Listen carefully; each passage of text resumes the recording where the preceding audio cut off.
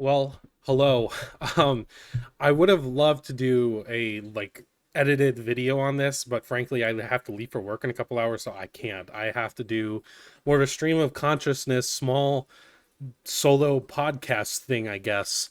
Um, because today has been quite a day.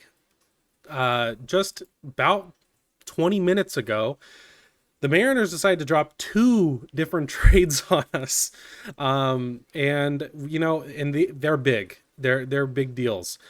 The first one came in from Jeff Passan in 33 minutes ago. As of right now, the San Francisco Giants and Seattle Mariners are in agreement on a trade that will send former Cy Young winner Robbie Ray to the Giants for outfielder Mitch Haniger, right-hander Anthony DeSclafani, and we learned a little bit later some cash is involved as well. Uh, First, my gosh, it sucks to see Robbie Ray go just because he was such a leader in this clubhouse and a solid pitcher. I mean, you can't. I know he had a rough September in 2022 and the playoffs, but before then he was great for us. So it definitely hurts to see him go, but it makes a little bit of sense. Not only he's not going to be back until after All-Star break due to the Tommy John. Plus, we owed him $73 million for the next 3 years, which is now off our books. That's pretty big, especially with these really dumb imposed restrictions that we have on payroll.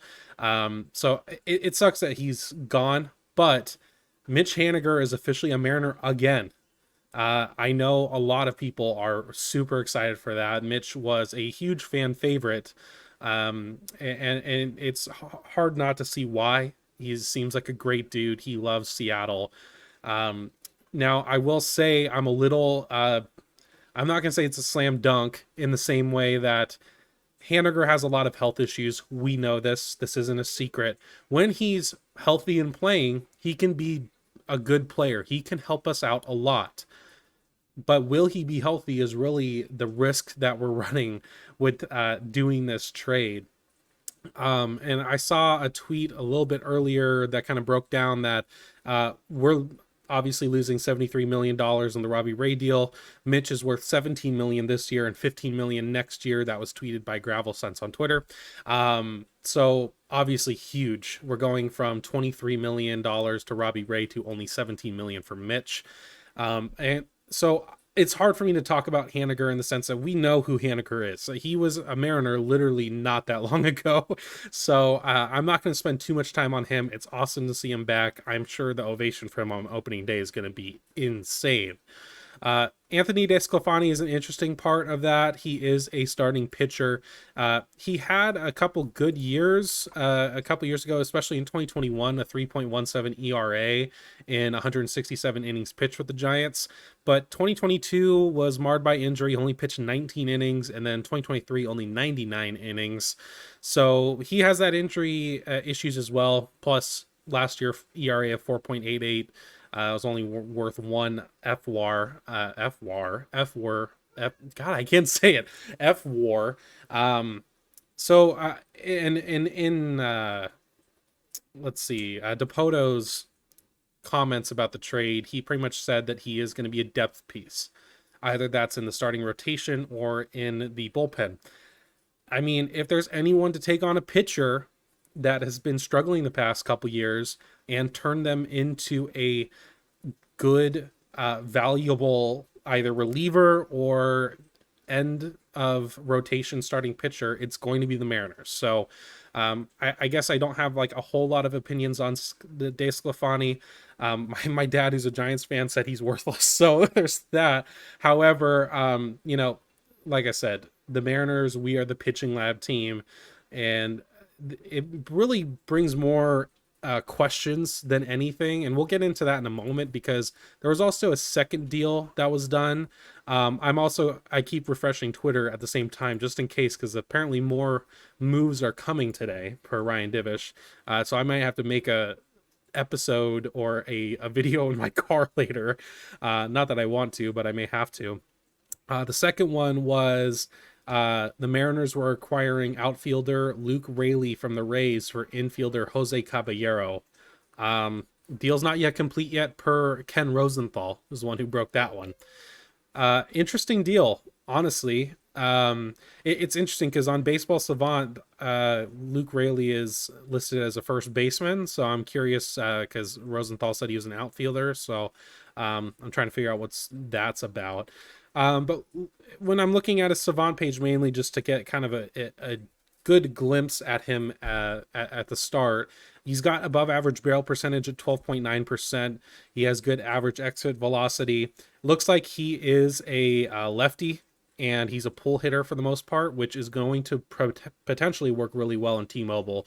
I will say though that his chase percentage, whip percentage, K percentage, walk percentage are all very below average. So really gonna have to hope that T-Mobile works well for him. So there's that, but it looks like he's a pretty decent-ish fielder. He's a good arm strength that's above average, and he's a great runner. He's 87th percentile in running. So that's a kind of a brief look at him. Now I'm still, like I said, curious about this whole positional thing with him. If he's an outfielder, then it's like, what's next for that? If he's a first baseman, then that brings up the Ty France question. What are we doing with him? Because if he's going to be our first baseman, then that has to mean France is on the chopping block.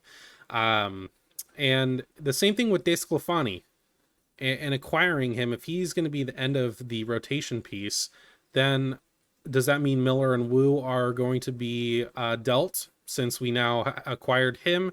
Does that mean maybe more of a Hancock type deal could happen? It's hard to say. Like I said, it's apparently not the only moves today. So we are probably going to be seeing 3 trades or maybe another free agent signing today. Excited to see that. I would say overall, gosh, it's hard. There's just so much information coming in at once and a lot of emotions here. I personally like it. I do know that this is going to help, especially our payroll a lot. To expand on that, Desclafani is only worth 12 million this year, so depending on what the cash is, we are probably looking about 6 million in surplus, maybe more from the Giants deal.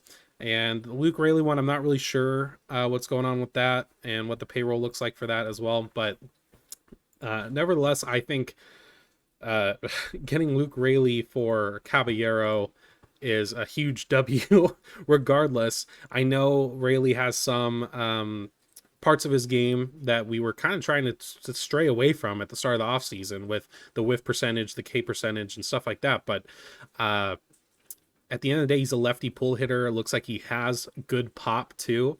He had 19 home runs last year, and he hit for 249 average, 333 on base percentage, and 823 OPS in 357 at bats. So I'm curious if he's kind of that platoon player with Canzone, maybe, but Canzone's also a lefty. So like I said, this is my initial reaction. This is only 30 minutes after these all broke. So it'll take some time to figure out more about what's going on. And I actually just saw a tweet as I'm scrolling and doing this now that we're getting 3 million extra from the Giants, and that's what the cash considerations are. So that is good. And per Jage page, he just tweeted out that, you know, if we're going by our estimates, 18 to 25 million dollars to spend still, that's going to be good. I'm liking that a lot. So yeah, I think that's going to be it for me. Like I said, I just wanted to make this really quick and get my thoughts out there, and I'm sure I'll talk about it more